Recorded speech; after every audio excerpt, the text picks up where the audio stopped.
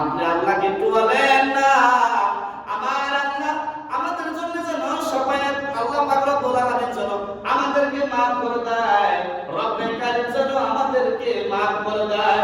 আমাদের অনেক কষ্ট হইতেছে, আল্লাহকে বলেন না, আল্লাহকে একটু বলেন না।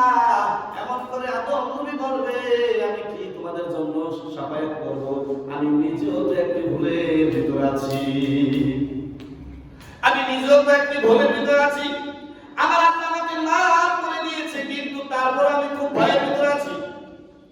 আল্লাহ যদি আমাকে maaf না করে আমি কোথায় যাব, কি করব? আমি পারবো না। আল্লাহ এমন পরিমাণ রাগান্বিত হয়ে আছে, আল্লাহ এত ক্ষোভ হয়ে আছে, এমন রাগান্বিত হয়ে আছে। কখনো আল্লাহ কখনো এর রাগ কখনো দেখান নাই, এর রাগ কখনো হবে না। আমি পারবো না। তোমরা নূহ নবীর কাছে চলে যাও, সকালে আমার নূহ নবীর কাছে দৌড়াইয়া চলে যাবে। নূহ নবীকে বলবে ও আল্লাহর পয়গম্বর, আল্লাহ পাক রব্বুল আলামিন আপনাকে দুনিয়াতে এই জাতির জন্য সর্বপ্রথম হেদায়েতের জন্য নবী হিসেবে দুনিয়াতে পাঠাইছে।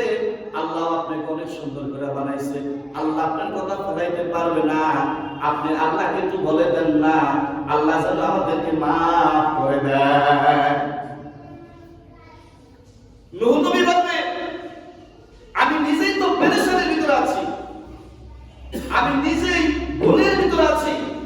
আল্লাহ তো আমাকে maaf করেই দিয়েছে, আমি নবী, কিন্তু আমার তাও ভয় করে যদি আল্লাহ পাক যদি আমাকে maaf না করে আল্লাহর কাছে কি জবাব দিব? আমি পারবো না। তোমরা যাও দাউদ নবীর কাছে চলে যাও। এমন করে এক নবীর পর এক নবীর কাছে পাঠাবে। দাউদ নবী বলবে আমি পারবো না। আল্লাহর সম্মুখে আমি দাঁড়াইতে পারবো না, আমার খুব ভয় হয়। তোমরা ইব্রাহিম খলিলুল্লাহর কাছে যাও, তার কাছে গেলে মনে হয় সে কোনো ফয়সালা করতে পারে। সবাই দৌড়াইতে চলে যাবে, ইব্রাহিম খলিলুল্লাহর কাছে যাবে। ও আল্লাহর পয়গম্বর ইব্রাহিম খলিল, আল্লাহর কাছে একটু বলে দেন না আজকের দিন যেন আমাদেরকে maaf করে দেয়, বিচারের কার্যক্রম শুরু করে দেয়।